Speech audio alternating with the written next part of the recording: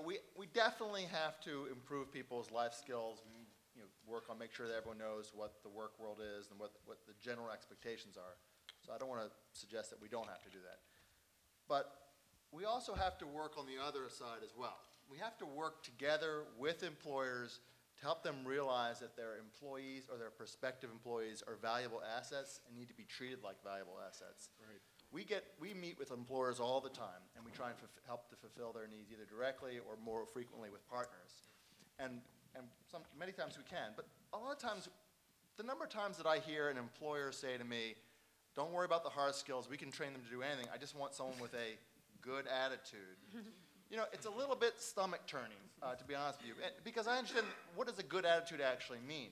And sometimes when we talk with an employer and they'll describe the job and they'll talk about their difficulties in keeping someone, what occurs to me is, has it ever occurred to you that people have a bad attitude because your job sucks? And I'm not saying that broadly about all situations, certainly, but there are some working conditions out there that are not okay. I'll give you a very hard example of an ice cream factory that was wanted to hire people overnight to work in freezing cold temperatures. There was no access to transit. They wanted people with a GED. They didn't want people who were incarcerated, and they paid like $8 an hour. Why can't you keep your employees? Maybe it's not worth it. So we do have to work on helping people to rise up, to build their skills, and I would not discount hard skills, actually. But we also have to work with employers to find this middle ground, to realize that our employees, that our people, our communities are valuable assets. One of the funny things about that show, Undercover Boss, is how clueless a lot of the bosses are with what the online workers have to do every day and what expectations are made of them. They can't perform the tasks that's what you see in show after show, what's expected of their online workers, and they realize that some of them are cobbling together their lives with sick children and with illnesses and all that, and they're not being compensated very well. I was going to say, just very quickly, to that person's question about how do we create agents change, and I'm not sure who we're talking about, but if we're talking about the folks on the street who are unemployed, those masses of folks, I think we got to go out and talk to them. That's my point, that we have to go out and talk to them, but more important, we have to go out and listen to them and hear what they have to say about what's going on in their lives. I remember once I spoke to a guy over at Our Daily Bread, which is the soup kitchen over here off the Falls Way, run by Catholic Charities. And I was talking to him about coming to our job fair about 2 or 3 years ago. And he was a bigger than Marques man in terms of his physical stature. And he actually made me a little nervous because he was sitting there with a big, angry look on his face as he was talking to me. And so one of the things I finally said to him was, I hear you. You've gone to a lot of different places, you've put in a lot of different applications, including that list of companies that say they employ people who have been incarcerated, and none of them have gotten back to you. I said, why don't we try something different? You have a very angry look on your face, and you're making me nervous. And nobody's going to hire you with that look on your face, I said to him. And then he melted. You could physically see him relax more. And he said, I'm just frustrated. But I'm saying, listening to him and some conversation with him may have helped him some, I think. But that's what we have to do. We have to get out there and connect with those people out there who have been through these ridiculous circumstances in many instances. Many of them have put in application after application after application and have never heard anything from anyone. And some of them have finally gotten an interview, maybe once or twice out of all those multiple applications, and then they never hear from anyone. That's what's going on out there on the street. And that's what we need to connect with, and that's what we need to change. And Jason's right. We can't just think that we have to mold and shape the employees. We have to mold and shape the employers too. From the employee standpoint, I remember that old Michael Jackson song from The Wiz, when Michael Jackson used to be a black man. Good Lord. You're talking a long time ago. In The Wiz, he sang, you can't win, you can't get even, and you can't get out of the game. That's what it's like for unemployed people. I mean, I'm going to jump in here as an employer perspective. We're going to try to get some more questions from the audience as well. I just wanted to let you all know because we're starting to repeat ourselves. So once you are done, let's go back to the audience and get some questions. Like he said, is giving someone a job for $8 an hour is not going to keep somebody off the street. If you want someone to be able to feed their families and better themselves, like you said, you got to give them a chance to make money. Now, I pay my people like $16 an hour. I pay operators $20 an hour. I pay foremen $25 an hour. I mean, I pay real wages. Right. As an employer, if you don't treat your staff with the respect they deserve and give them a chance to be successful, they're going to go look other places. So I truly believe in giving people money to have a good living, feed their families, and continue to be able to live in society, pay taxes, and be a big contribution member to society.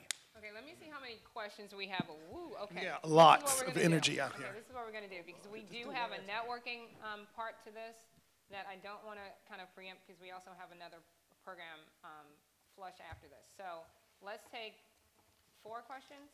Very quick, get to the goal, please. I really appreciate you. She means get to your point. Keep it moving. Hi, my name's Jen Troy. I can't get kids off my mind because we had that great first session. So I was just curious, in some of these programs, I don't know the details of them, but how do children factor into this? I mean, a lot of these people looking for work are single parents, and what sort of care and concern is given to the children? I mean, a lot of people are dropping out the workforce to parent full-time, and obviously people need to support themselves, but is this being addressed when people are being trained? All right, next question. Can you speak loudly, very quickly? Thank you. John Bullock, West Baltimore. Thank you. My question is semi-related to this one. What kind of support do you need from the school system, considering the session we had earlier? And then what kind of support are you actually getting from the school system? What kind of partnerships are you able to create? Got it. Next question, quickly, loud. Hi, Paul Wallman. Thank you all very much. Just thinking about it from an employer perspective, are there certain models out there where, like a Public Allies program, where there are incentives to a company? Obviously, we run our companies, we know what we're doing, we can provide that great first opportunity, but it's going to cost us money to take somebody who hasn't had that experience, and even with the soft skills, much less the hard skills, we can help do that, but I'm not sure we're going to be willing to do that without some sort of incentive, partnership, investment of some sort. Got it. And I'm going to take this guy real quick. Can you speak really loudly? But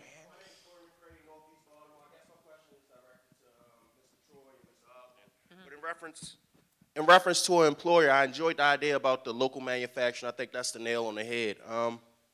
But are you inviting our leadership? Are you inviting the labor unions? A lot of people that's out here, one of the largest organizations that's fighting for the middle class and different things like that, because I think that's what we need to get to, back to the basics with the local manufacturing. So in reference to the conversation, who are you inviting and making sure that it actually becomes like viable? Got it. Quick responses from the panel. Well, I can just speak to that real quickly. We would invite anybody who wants to be part of that conversation to be part of it. I think that we have a big challenge ahead of us in terms of rebuilding some kind of workable manufacturing base in this country in general. And I think that it may take a little while to get to a point where, you know, we're able to produce the number of jobs that would benefit from you know, union involvement, things like that. But again, you know, as April said, we have to create real jobs that create, you know, real value for the community and for people. So anybody who wants to participate is welcome. I mean, that's the same thing for me. I work with a lot of unions. I'm a non-union company, but I do a lot of bids with union companies like Pool & Kent, companies that are larger, like Benfield Electric. So I understand how unions have to be involved in the day-to-day process of business, and I don't ever hinder that. I'm always welcome to work with those people, have them bid for me, do jobs for me, because at the end of the day, people in those union halls need a chance to work and create money for themselves as well. Okay, the youth question and the connection to the school system, is that what it was? Okay. I would love to answer that one. At the beginning of workforce development is education. There's no question about that. And so for many reasons, I am applauding Dr. Alonso, because I think he is really sort of thinking outside the box, connecting young people who learn in different ways to a broader menu of alternative learning options that simply did not exist before he came on board. So kids don't have to just be successful sitting in one classroom. So there's charter schools and there's alternative schools, and that's great. My agency works very closely with the school system, with the goal in mind to get more kids to have work-based learning experiences. You know, there are kids that will actually graduate high school and never have had a job. They have never had job shadowing. They've never been in an internship. They are so not ready for the workplace. So between the number of programs, you all know we run YouthWorks program, summer jobs. You heard that earlier. This has got to be a plug. I'm sorry, but you got okay. Plug away. Yeah, you guys have got to help us out this summer, and Ralph has been doing all he can. We don't have any federal money this year for summer jobs programs. We need to put so many kids to work. I can go on and on how important that first work experience is for young people on so many levels. So, and I've got some materials I'm going to leave, but we need help. It only costs $1,200 to put a young person to work for 6 weeks, and I'll tell you they will have a very, very, very valuable work experience. Or if there are employers out there willing to hire young people and put them on your payroll, that's fantastic too. So anyway, work experience in YouthWorks is essential, but we told Dr. Alonso last week, we met with him and we said, we have got to come up with a formalized way that every young person has a work-based learning experience before he or she graduates, and multiple, quite frankly, would be better. So we have some things going on, and we've got some schools. Our agency actually has 3 schools. We're running the Academy for College and Career Exploration, which really focuses on exposing young people to careers, and 2 alternative schools for kids who maybe they're overage and undercredited or need to have a more contextual experience. So we're doing good stuff, but we can do much more. They're also running a couple of raffles, incidentally, right? We certainly are. I didn't want to take the whole. Okay, thanks, Ralph. Talk about that. You got an audience that can at least all buy right, tickets. We're doing everything we can think of to raise money. Thank you, Ralph. So we've got 2 raffles going on. One ends, I think, on Monday, actually, which is for 10 seats in the Mayor's Skybox to see the Ravens play the Pittsburgh Steelers. You and can't who say doesn't Pittsburgh. want You can't. You just say the people with the. You can't say Pittsburgh. I can't do what? You can't say Pittsburgh. Oh, those people. Who doesn't want to see that game, right? Who doesn't want to see that? I thought I really did something wrong. Anyway, so for only $25, you have a chance to win 10 tickets to that game. And we've just added a new raffle for opening day with the Orioles. So $10, you can buy a raffle for 6 tickets. So I've got information on that. Of course, I brought that. And thank you, Ralph. And online or whatever, so yeah. Pittsburgh. So we're going to have to wrap up so that you guys actually get an opportunity to actually hang out with them in the lobby, get this wonderful, valuable information that they have to offer. But weren't they fantastic? Did you learn something you did not know?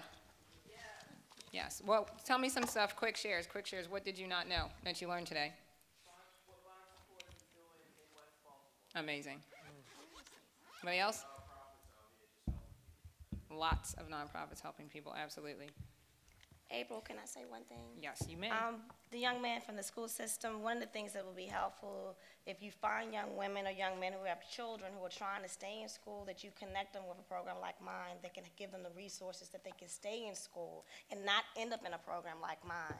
And we do have a teen parent program that's on Thursday evenings that we provide dinner and childcare for their children at that time, as well as assistance in getting jobs, getting vouchers, and all the things that they need to be up teen mom or teen dad and stay in school, because getting your GED is not the route they really want to take. April, can I say something real quick? Yes, and you may. it'll be very fast. I'm Anthony McCarthy. I just want Karen Sitnick does not get a lot of credit for the work that she's done, and she's been here for a long time through several administrations, and she's a rock star. And at a time when it was hard and it wasn't popular to find jobs for those who were previously incarcerated, she personally went out, made deals, begged, and just really asked people, make an investment in human capital, make an investment in someone who wants to change their life. And a lot of the companies in this city that take a chance on the formerly incarcerated, it's because of Karen Sitnick. And she invested her heart and her soul in making sure that people got more than a second chance, they got a chance. So I just adore her, and I just had to say that. I appreciate that, because I think that what you see here is a representation of so many.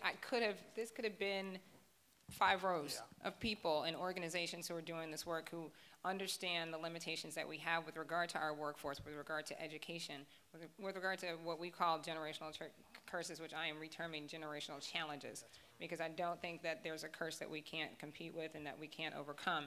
So one of the things that I ask you to do as the Amplify Baltimore audience and family is to consider to think about ways in your daily walk where you can encourage people to take a second look at some of these programs that are actually preparing these individuals to come back into the workforce. If you have connections with people, there are some people who are hanging out with Kevin Plank and some of these other folks. Talk to them about the people who work for them. Talk about the living wage and how important that is to have people who are not demoralized, who work every day. Because I think a part of the perception is, oh, people are lazy, they're shiftless, they don't want jobs. There are people who are busting their butts every day who cannot make ends meet. They are working hard. I have a mother who does this every day. She drives from Northeast Baltimore to Anne Arundel County to make no money. Okay? So this is very, very, very, very, very personal to me. And it's also personal to me because I know that there are so many good people in Baltimore that if they had an opportunity to do better, they would, and that would elevate our entire community. So one of the ways we can continue to amplify Baltimore is to think about the great and rosy future that we have in the white-collar industries and the tech industries and the biotechnology, for better or for worse, but also for the 200,000 people in this city who really don't have that skill set, who need to be able to be employed gainfully and are willing to do so. So I thank you so much for your attention. Enjoy your opportunity to network and talk with these folks. Get this information and share it with other people. And thank you for always amplifying Baltimore.